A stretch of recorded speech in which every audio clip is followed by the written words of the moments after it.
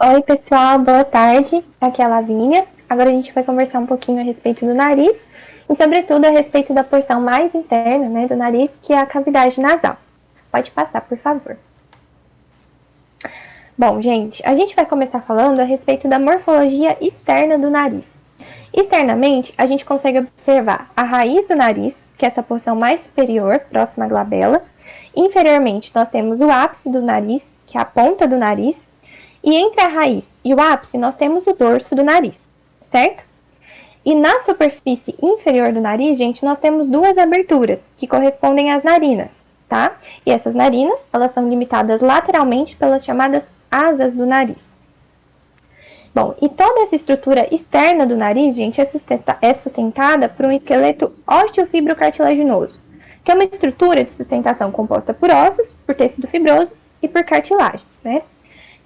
A parte óssea dessa estrutura externa de sustentação é composta pelos ossos nasais, pelos processos frontais das maxilas, que são essas porções da maxila próximas aos ossos nasais, por parte do osso frontal e também pelas partes ósseas do septo nasal, que a gente vai estudar daqui a pouco, tá?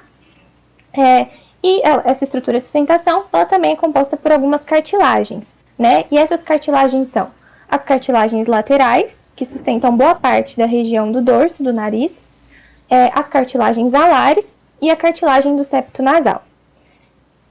Essas cartilagens alares, gente, elas apresentam alguns subtipos, tá? Que são, nós temos, né, a cartilagem alar maior, que é essa cartilagem mais inferior, maior, e que apresenta dois ramos, um ramo mais medial e um ramo lateral, tá?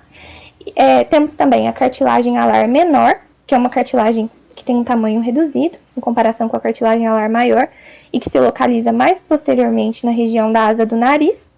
E também temos a cartilagem alar acessória ou sesamoide, que é uma cartilagem bem pequenininha, que fica entre a cartilagem lateral do nariz e o ramo lateral da cartilagem alar maior, certo? Pode passar, por favor.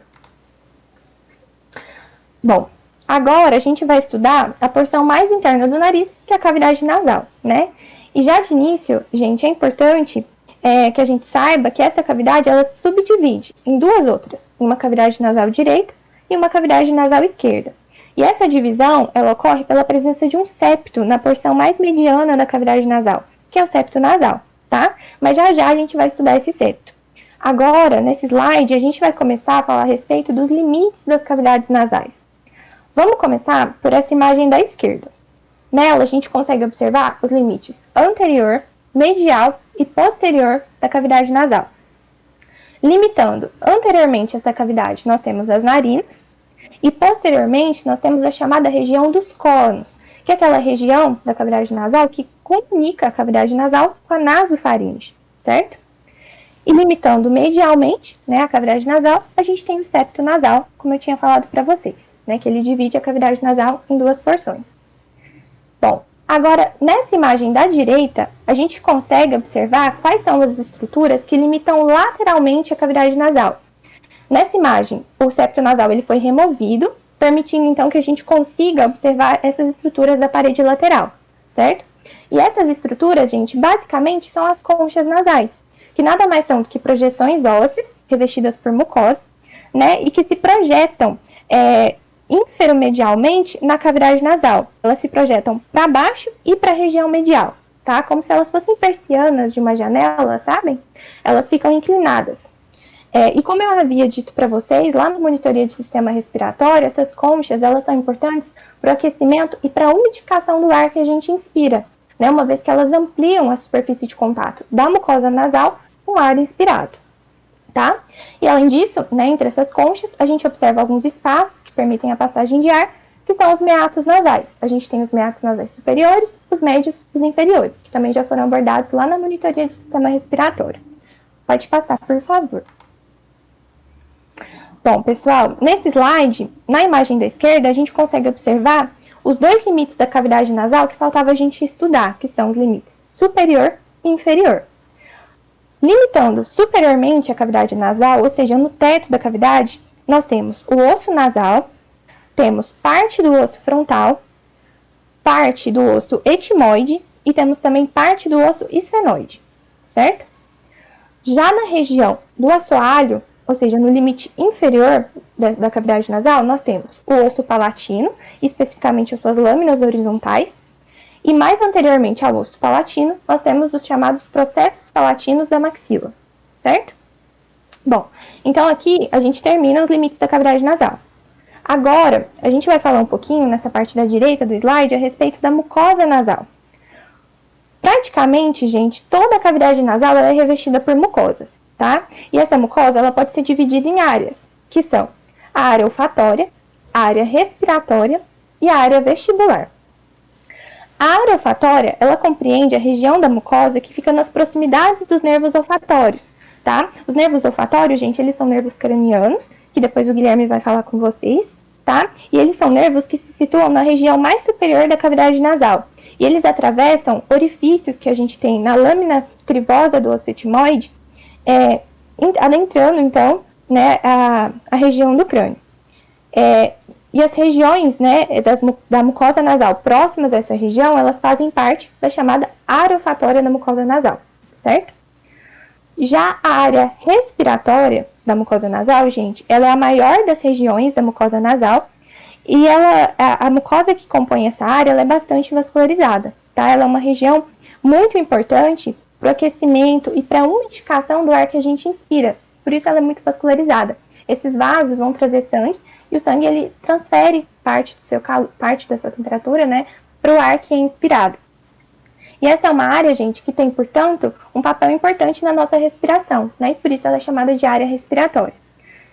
E por fim, a gente tem a chamada área vestibular, que compreende a parte da mucosa que reveste a região do vestíbulo nasal, que é aquela região mais anterior da cavidade nasal, na qual a gente encontra as vibríceas, que são aqueles pelos espessos, né? Que ficam próximos à região das nossas narinas e que são importantes para aquela função de filtração. Aí na imagem, essa área vestibular, ela está descrita como mucosa escamosa. Esse termo é usado, gente, esse termo escamosa, né, uma mucosa escamosa, por conta do tipo de epitélio que a gente tem nessa região da mucosa, que é um epitélio escamoso, tá? Que é um epitélio pavimentoso. Por isso, aí está descrito como mucosa escamosa. Pode passar, por favor. Bom, agora nesse slide a gente vai conversar um pouco a respeito do septo nasal. E o septo nasal, gente, ele é composto por 3 estruturas básicas. Ele é composto por uma lâmina óssea perpendicular que surge a partir do osso etimoide. Ele é composto pelo vômer, que é um osso fino e plano que forma a parte infero-posterior do septo nasal. E ele é composto também pela cartilagem do septo, que é uma estrutura cartilaginosa que se articula com essas outras 2 estruturas ósseas, né? Ela se articula com a lâmina perpendicular do etimoide e com o vômer. Bom, então essa é a estrutura básica, né? Agora, a gente vai falar um pouco a respeito da irrigação da cavidade nasal. E essa irrigação, gente, ela é proveniente da cavidade nasal e do septo, tá? Inclusive. E essa irrigação, ela é proveniente, basicamente, de 5 artérias, que a gente consegue visualizar nessa imagem. Ela provém da artéria etimoidal anterior, da artéria etimoidal posterior, da artéria esfenopalatina, do ramo palatino maior, que aí na imagem está descrito como artéria palatina maior, tá? Seria a tradução em inglês, mas o mais correto é dizer ramo palatino maior, que é um ramo arterial da artéria palatina descendente, e a irrigação da cavidade nasal também provém de ramos originados da artéria labial superior, certo? Essas 5 artérias, gente, que eu citei para vocês, sem descrever muito as origens e tudo mais, a gente só citou mesmo pela questão do tempo, elas são responsáveis pela irrigação da cavidade e do septo, certo? E um aspecto que eu gostaria de salientar para vocês, gente, é que na parte anterior do septo nasal, nós encontramos um plexo arterial anastomótico que conta com a participação dessas 5 artérias. E esse plexo ele é chamado de plexo de Kisselbach. E nele, a gente observa uma intercomunicação entre os ramos dessas artérias, certo? E a gente fez questão de destacar esse plexo para vocês, porque nele a gente encontra uma grande quantidade de vasos anastomosados, né? A gente tem vários ramos de vasos se comunicando. E esses vasos, eles são bastante finos e bastante suscetíveis a lesões, né? A sofrerem lesões. E quando lesados, eles acabam provocando sangramentos, né? E esses sangramentos, gente, provenientes da cavidade nasal, eles constituem o que a gente chama clinicamente de epistaxe. E as epistaxes, gente, em grande parte das vezes, são geradas pela lesão dos vasos desse plexo, certo? Pode passar, por favor. Bom, agora a gente vai falar um pouco a respeito das comunicações estabelecidas pela cavidade nasal, tá? Com outras estruturas situadas na região da cabeça. A gente colocou essa imagem do slide para vocês, para a gente identificar, tá? Em quais pontos da cavidade nasal é que se estabelecem essas comunicações, certo? E basicamente, gente, a cavidade nasal, ela apresenta uma comunicação direta com os seios paranasais e com o saco lacrimal. Na monitoria da semana passada, o Lucas já tinha falado um pouco com vocês sobre esses seios paranasais. Então, a gente só vai recapitular, tá? Quais são esses seios. Nós temos o seio frontal, localizado no osso frontal.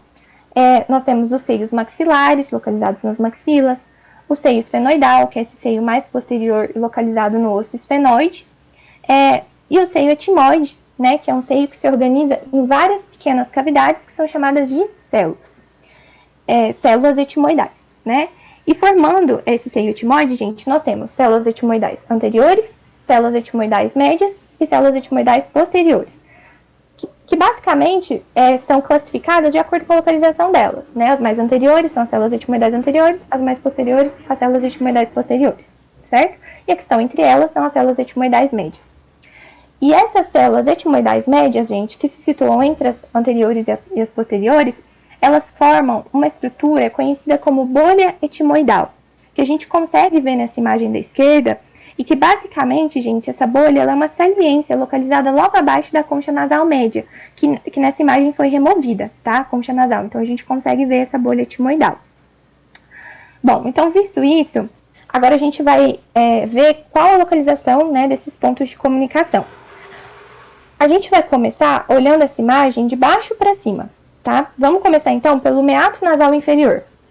Ao nível do meato nasal inferior, gente, nós podemos observar a chamada abertura do ducto lacrimo-nasal, que é aquele ducto que o Vitor mostrou para vocês que conecta o saco lacrimal à cavidade nasal. Vocês se lembram? Então, esse ducto ele se abre ao nível do meato nasal inferior e aí a gente consegue ver a abertura dele. Mais superiormente, já no meato nasal médio, a gente observa a abertura do seio frontal. E essa abertura, gente, ela se dá em uma estrutura da cavidade nasal conhecida como hiato semilunar. O que é isso, né? A gente não tinha ainda falado disso. O hiato semilunar, gente, nada mais é que um sulco com forma de meia-lua, por isso semilunar, presente na mucosa nasal, que se localiza logo abaixo da bolha etimoidal. Então, ali a gente tem o hiato semilunar. E nesse hiato semilunar é onde a gente tem a abertura do seio frontal. Nesse hiato também a gente tem a abertura daquelas chamadas células etimoidais anteriores, que fazem parte do seio etimoide, certo? Então, elas também se abrem ali no hiato semilunar, ao nível do meato nasal médio, certo?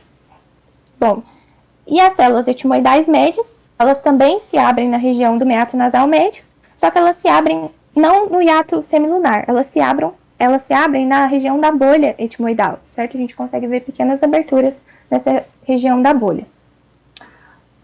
Então, de meato nasal médio, a gente tem basicamente essas aberturas. No meato nasal superior, gente, a gente pode ou não ter aberturas, tá? Isso constitui uma variação anatômica, porque isso não gera nenhuma repercussão. Algumas pessoas têm aberturas nesse meato e outras pessoas não. Em alguns casos, gente, a gente pode ter no meato nasal superior a abertura das células etimoidais posteriores. Tá? As células etimoidais anteriores e médias, elas têm aberturas ao nível do meato nasal médio e as posteriores, em alguns casos, podem se abrir ao nível do meato nasal superior, certo? Mas isso é uma variação anatômica. E eu só citei para vocês porque no Netter, né, ele identifica essas aberturas do meato nasal superior. Bom, e o único seio que a gente ainda não citou, né, com relação ao ponto de comunicação dele com a cavidade nasal, é o seio esfenoidal. E a abertura desse seio na cavidade nasal, gente, se dá em uma região conhecida como recesso esfenoetimoidal. E esse recesso, ele compreende o espaço situado na região superposterior à concha nasal superior. É um espaço que a gente tem acima da concha nasal superior, certo? E é um espaço bem próximo aos ossos esfenoide e etimoide, e por isso ele é chamado, né, de recesso esfenoetimoidal, certo? É nele que a gente vai observar a abertura do seio frontal. Pode passar, por favor. Bom, nesse slide, gente, nós só evidenciamos para vocês, nessa imagem da esquerda, a comunicação da cavidade nasal com o saco lacrimal, né, através do ducto lácrimo nasal, e a gente colocou de novo essa imagem que já tinha sido trabalhada pelo Vitor, só para mostrar, né, para vocês a abertura do ducto lácrimo nasal ali na região do meato nasal inferior, tá? E nessa imagem da direita, a gente colocou, né, apenas essa imagem para falar, né, que de certo modo a gente pode observar uma comunicação indireta entre a cavidade nasal e a cavidade timpânica. Como a Luana já havia explicado para vocês, né, que a cavidade timpânica tinha uma comunicação com a nasofaringe. E por conta disso, a gente tem uma comunicação indireta também com a cavidade nasal, uma vez que a cavidade nasal ela também se comunica com a nasofaringe. E, inclusive, né, nessa imagem que está sendo sinalizada aí para vocês, a gente consegue ver o osteofaringe da tuba auditiva, que é a região em que a tuba auditiva se abre na região da nasofaringe. E a gente só colocou isso também para reforçar para vocês essa correlação, essa proximidade anatômica, né, porque a Luana citou muito bem a questão das otites médias, né, que muitas vezes são geradas por conta dessa proximidade. E pode passar, por favor. Por fim, a gente vai falar de uma aplicação clínica muito conhecida e muito comum, que é o desvio de septo nasal. Em condições ideais, gente, o septo nasal ele é uma estrutura plana, regular, tá? E ele se localiza no centro da cavidade nasal. Entretanto, em cerca de 80% das pessoas, gente, esse septo ele é um pouco descentralizado, tá? Ele é irregular, ele tem uma certa tortuosidade, ele não é retinho, assim como a gente vê na imagem. E esse desvio, ele pode acontecer por vários motivos, tá? Ele pode ser causado por traumas que podem ocorrer, ele pode ser causado por falhas no desenvolvimento intrauterino, né, por alterações no desenvolvimento intrauterino, que pode fazer com que a criança já nasça com o septo desviado. Traumas durante o parto, né, quando a criança está nascendo, também podem gerar essas deformidades que vão se acentuando ao longo da vida, né, à medida em que a criança vai crescendo. Então, enfim, o desvio de septo nasal ele pode ter várias causas. E o que a presença desse desvio pode gerar de repercussão, né? Na maior parte dos casos, gente, esse desvio de septo ele é muito leve e ele não gera nenhum sintoma. Muitas vezes a pessoa ela nem sabe que tem desvio de septo, né? Eu, por exemplo, posso ter, eu não sei, ou algum de vocês também, porque na maioria das vezes esse desvio é muito leve e não produz nenhum sintoma. Mas naquelas pessoas que apresentam um desvio de septo mais acentuado, isso pode trazer algumas repercussões, tá? E essas repercussões, elas ocorrem, gente, porque a cavidade nasal para a qual o septo se desvia, né, ela fica obstruída, não havendo uma passagem adequada de ar por essa cavidade. E, portanto, nessas pessoas, elas vão ter mais dificuldade para respirar, elas vão ter uma respiração mais ruidosa, elas tendem também a ter uma respiração mais bucal, elas puxam o ar mais pela boca, o que também pode gerar algumas repercussões patológicas na cavidade oral, por conta desse padrão de respiração mais bucal. E além disso, né, muitas vezes esses septos, ao se desviarem muito, né, esses septos com desvios muito acentuados, eles podem acabar ocluindo lá na parede lateral da cavidade nasal as aberturas dos seios paranasais. E a oclusão, né, dessas aberturas que a gente acabou de ver acaba cometendo a drenagem do muco que é produzido pela mucosa que reveste esses seios. E esse muco, né, ele passa a se acumular nos seios paranasais, porque ele não é drenado para a cavidade nasal, e isso gera processos inflamatórios, né, nesses seios, que constituem o que a gente conhece como sinusite, a inflamação desses seios. Né? Então, portanto, também é comum que indivíduos com grandes desvios de septo tenham também sinusites de repetição associadas com essa deformidade, certo? Bom, eu encerro aqui a minha parte. Muito obrigada pela atenção.